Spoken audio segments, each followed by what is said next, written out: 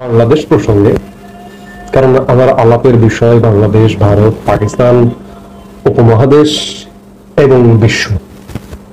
কিন্তু বাংলাদেশেও নানা ঘটনা দুর্ঘটনা ঘটে যাচ্ছে, কাজেই বাংলাদেশ প্রসঙ্গ আমার আলাপের মূল বিষয় বা বড় অংশ জুড়ে বাংলাদেশ প্রসঙ্গ থাকে। কিন্তু আমরা যেহেতু আজকের পৃথিবীতে বিশ্ব মানুষ, সেই জায়গায় বাংলাদেশের বাইরেও আশপাশ এবং বিশ্ব নিয়েও আলাপ করতে হয়। এই মুহূর্তে আমি আলাপ করতে চাইছি আপনাদের সঙ্গে যে সেনাবাহিনীতে এই মুহূর্তে কি ঘটছে, সেই প্রসঙ্গটি নিয়েই আমি কথা বলবো। কথা বলবার প্রয়োজন মনে করলাম, যার কারণেই কথা বলতে এলাম সেনাবাহিনী নিয়ে এবং দেশ নিয়ে।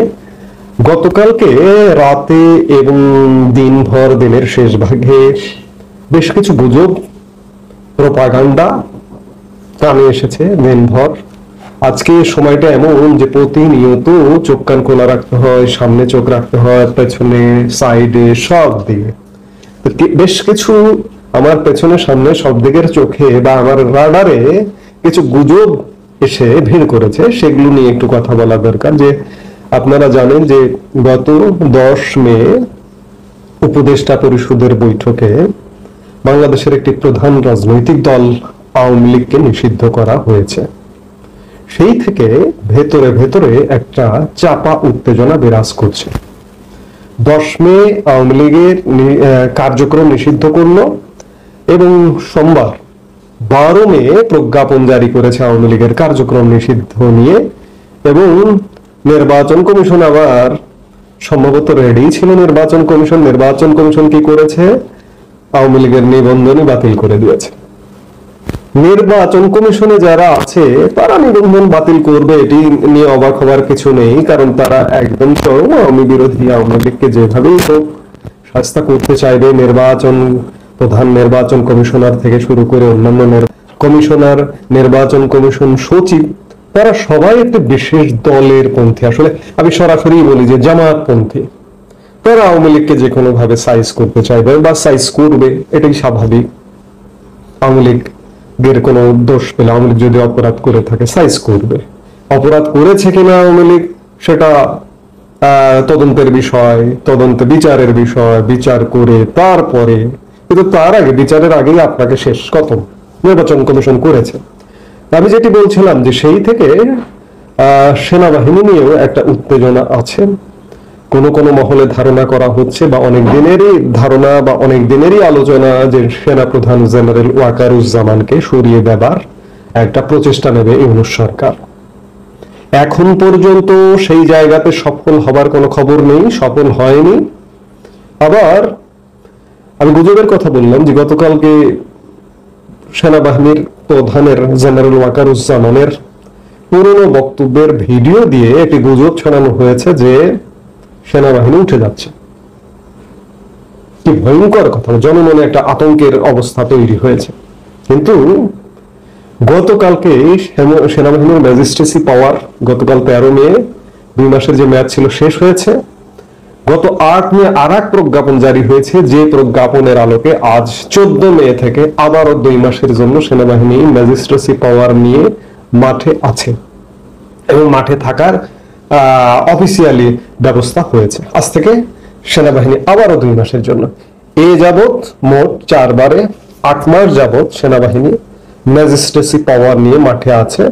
সেনাবাহিনী এমনিতে আওয়ামী লীগ সরকারের শেষ সময়ে, লাস্ট উইকে, আওয়ামী লীগ সরকার পতনের লাস্ট উইকেই সেনাবাহিনী মোতায়েন করা হয়েছিল। কিন্তু অন্তর্বর্তীকালীন সরকার এসে 1 মাস পরেই ম্যাজিস্ট্রেসি পাওয়ার দিয়ে সেনাবাহিনীকে মাঠে নামিয়েছে। আমি বাংলাদেশের মানুষকে এটি একদম নিশ্চয়তা দিয়ে বলতে পারি, গ্যারান্টি দিয়ে বলতে পারি, সেনাবাহিনী আকস্মিক মাঠ থেকে উঠে যাবে না নির্বাচন পর্যন্ত। এবং সেই নির্বাচনটি যদি 5 বছর পরেও হয়, সেনাবাহিনী এইভাবেই, সেনাবাহিনী সেটি হতে দেবে না। এটিও বলে রাখি যে সেনাবাহিনী হয়তো সেটা হতে দেবে না, যে নির্বাচন যদি 5 বছর পরেও হয়, সেনাবাহিনী মাঠে থাকবে। এবং এইভাবে ম্যাজিস্ট্রেসি পাওয়ার 2 মাস করে বাড়িয়ে ম্যাজিস্ট্রেসি পাওয়ার নিয়ে মাঠে থাকবে। এবং যথারীতি সেনাবাহিনী মাঠে আছে, ভয়ের কোনো কারণ নেই, আতঙ্কের কোনো কারণ নেই। এবং গত কয়েকদিন যাবৎ সারা বাংলাদেশের যে সেনা অস্থায়ী ক্যাম্পগুলো আছে সেগুলোতে যাতে জনসাধারণ যোগাযোগ করতে পারে সেই জন্য সেনাবাহিনীর তরফ থেকে নাম্বারগুলা ক্যাম্পের অস্থায়ী ক্যাম্পের গুলো বিতরণ করা হচ্ছে।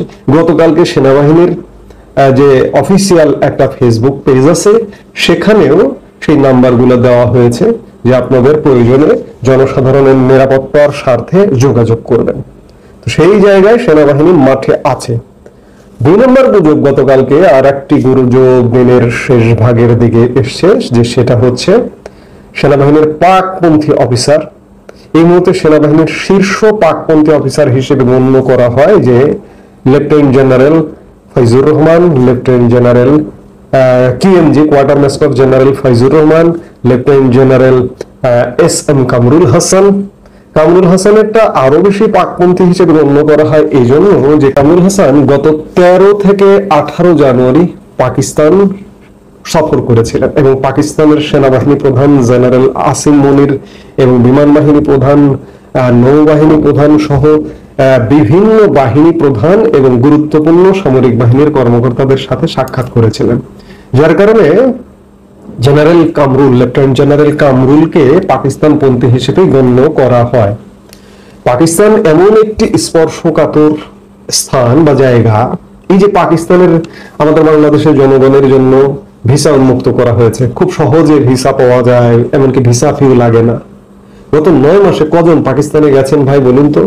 ভারতের ভিসা তো বন্ধ, বিকল্প হিসেবে আপনি পাকিস্তানকে বেছে নেবেন যে গেছেন? যাবেন না তো, অনেকেই যাবেন না।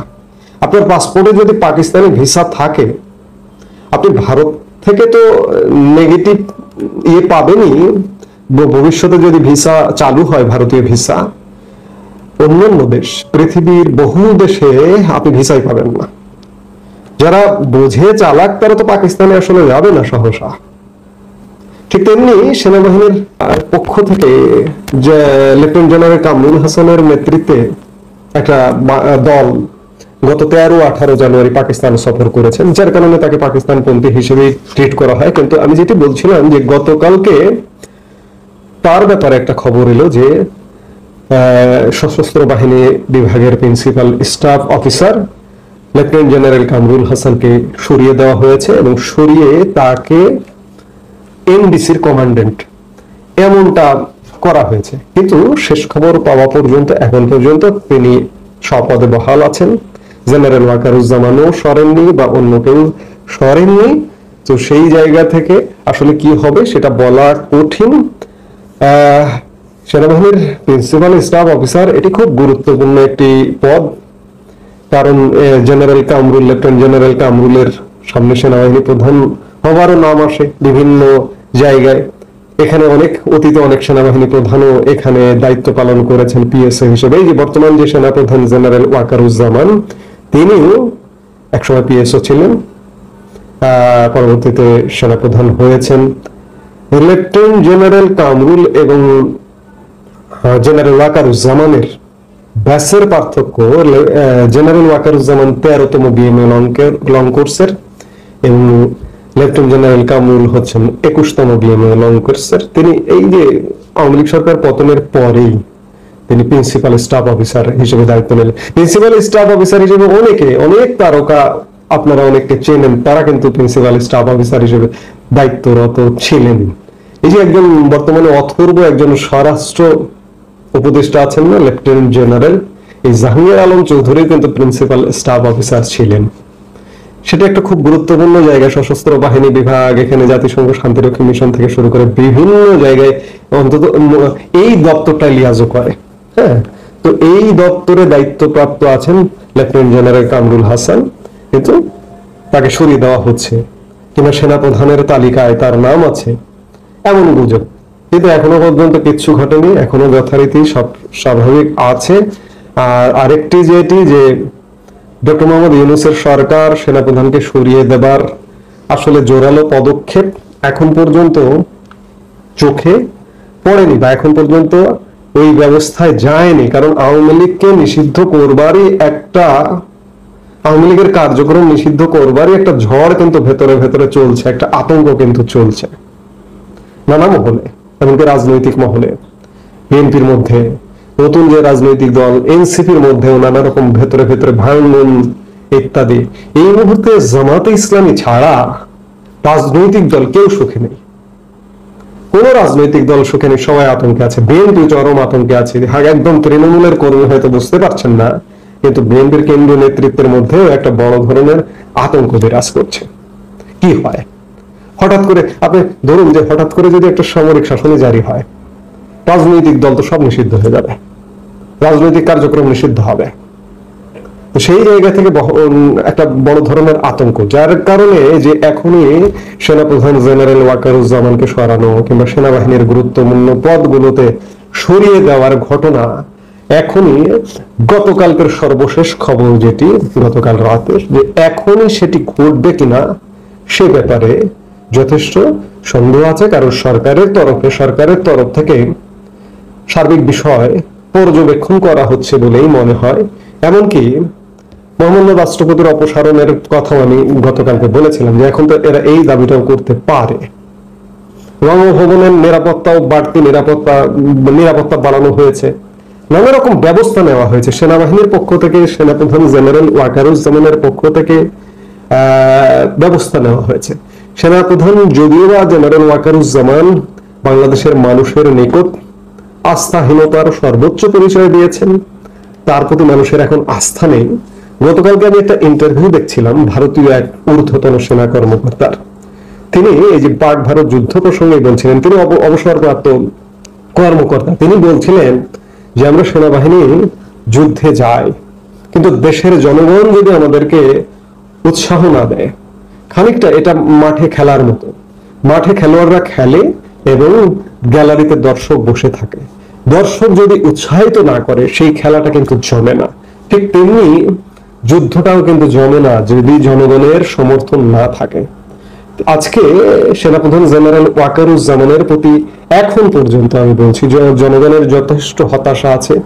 এখন পর্যন্ত তাকে ভরসা করতে চায় যে দেশে যে ভয়ানক একটা পরিস্থিতি বিরাজ করছে, এই পরিস্থিতিকে থেকে উত্তরণের জন্য তার হাত দিয়ে হতে হবে, এর বিকল্প আসলে নেই, হতে পারে না এই মুহূর্তে। সেই জায়গা থেকে, হতাশা থেকে জেনারেল ওয়াকারুজ্জামান বাংলাদেশের মানুষকে উদ্ধার করবেন কিনা এটি সময়ের ব্যাপার। কারণ একের পর এক নানা ঘটনা ঘটে গেছে, মানুষ বারবার হতাশ হয়েছে। এখনো ভেতরে ভেতরে সেনাবাহিনীর ভেতরে একটা টানটান উত্তেজনা, সরকারের ভেতরে একটা টানটান উত্তেজনা, রাজনৈতিক দলগুলোর মধ্যে একটা আতঙ্ক, এই সবকিছু মিলিয়ে উদ্ধারকারী হিসেবে সেনাপ্রধান জেনারেল ওয়াকারুজ্জামানের প্রতি মানুষ এখনো পর্যন্ত আস্থা রাখতে চায়। কিন্তু জেনারেল ওয়াকারুজ্জামান শেষ পর্যন্ত কি করবেন সেটি সময়ের হাতে আমাদের ছেড়ে দিতে হবে। কারণ এখন পর্যন্ত যেহেতু কিছু ঘটেনি, সেই হেতু বলা কঠিন। এই মুহূর্তে এ পর্যন্ত, সবাই ভালো থাকুন, সুস্থ থাকুন।